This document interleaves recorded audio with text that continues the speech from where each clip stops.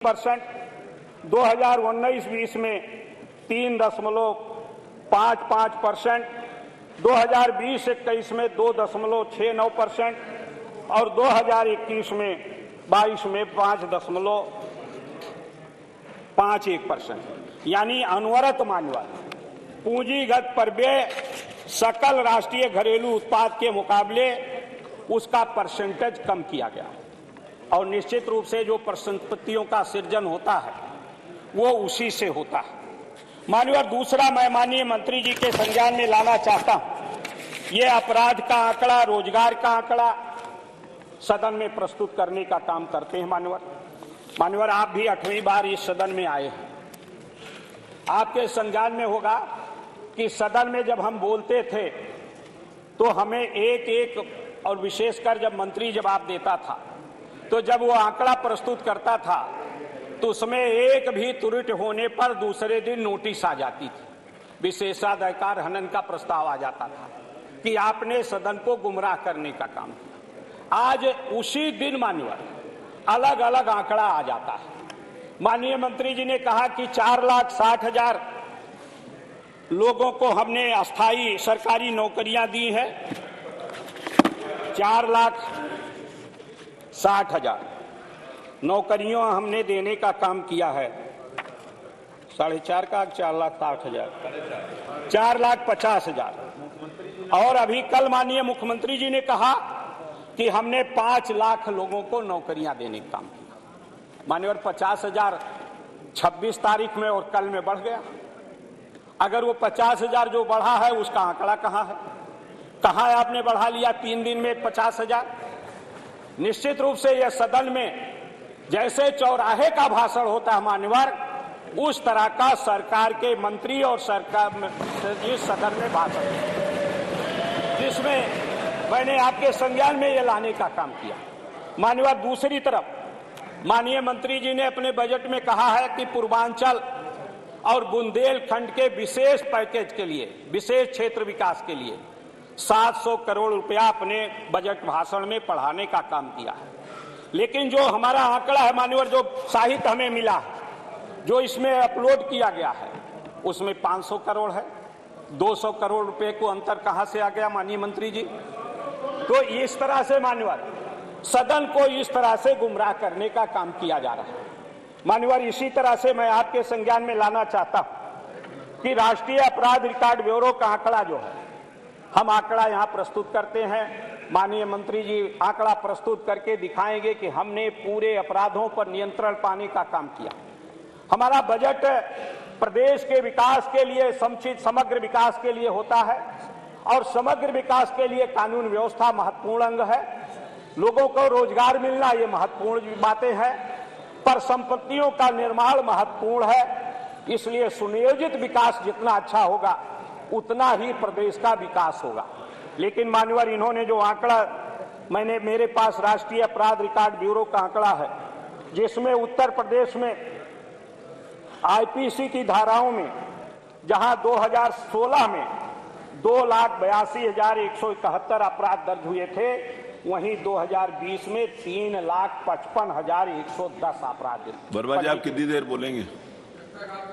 मान्यवर 15 मिनट हुआ, 15 मिनट हो बस। 7 मिनट में कोशिश बस आपसे मैंने निवेदन पहले किया, हमारे नेता उतना मुझे कोई प्रॉब्लम नहीं है।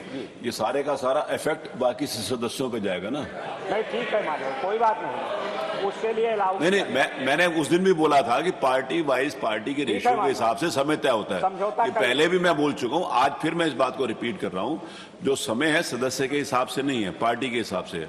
तो पार्टी के हिसाब से अगर समय है तो आप जितना भी बोलेंगे तो आपके माननीय सदस्यों के ऊपर उसका प्रभाव जाएगा। वो कहीं ना कहीं ग्रहण लगेगा बीच में। मैंने जितना निवेदन किया उससे 1 मिनट ज्यादा। कोई चिंता नहीं है? नहीं चले कोई चिंता नहीं तो कोई बात, आप घंटा भर बोल सकते हो, मुझे कोई प्रॉब्लम नहीं।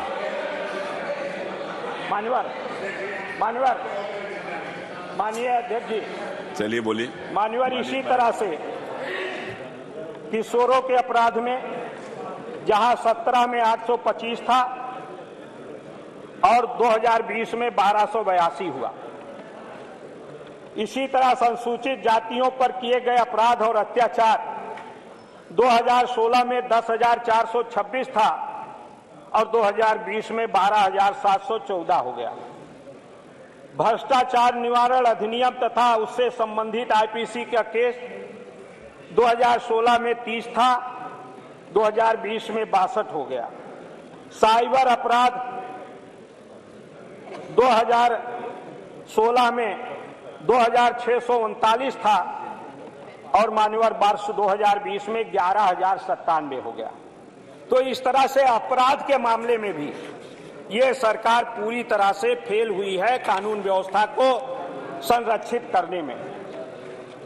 मान्यवर, मैं आपके संज्ञान में लाना चाहूंगा कि आज ये सरकार तमाम घोषणाएं करती है, लेकिन मान्यवर पिछड़े जाति के साथ जो रिजर्वेशन है हमारा, उसके साथ भी इस तरह से ये सरकार उसको भी धज्जी उड़ाने का काम कर रही है।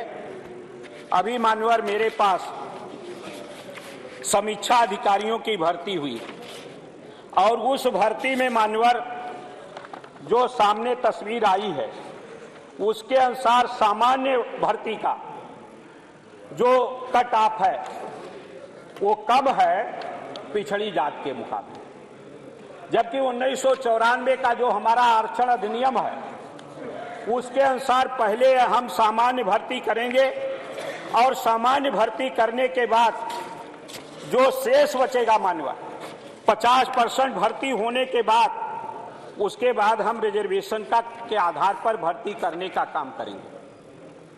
मान्यवर अगर जनरल की कट ऑफ कम है तो इसका मतलब कि हमने सामान्य कैटेगरी में शामिल लोगों को भी आरक्षण के कैटेगरी में शामिल कर दिया। इस तरह से मान्यवर जो हमारे साथ है हमें लाभ मिलना चाहिए। 27% हमें आरक्षण है पिछड़ी जात का, 21% आरक्षण है अनुसूचित जात का, आबादी पिछड़ी जात का 52% है और हमें 27% में सीमित कर दिया जाता है।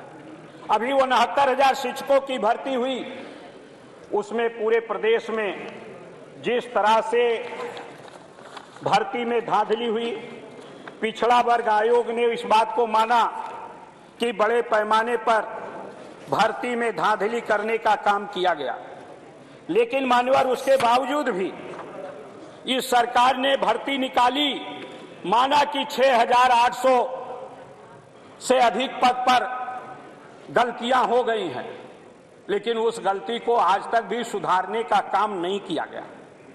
समीक्षा अधिकारियों की भर्ती हुई, उसमें जो कट ऑफ है आयोग से भर्ती हुई, पिछड़े वर्ग का कट ऑफ ज्यादा है और जनरल का कट ऑफ कम है, यानी भेदभाव किया जा रहा है। मान्यवर इसी तरह से जहां रोजगार का सवाल है, इन्होंने अपने संकल्प पत्र में वादा किया था कि हम 70 लाख नौजवानों को रोजगार सृजन करने का काम करेंगे। अभी मंत्री जी ने कल एक प्रश्न के उत्तर में बताया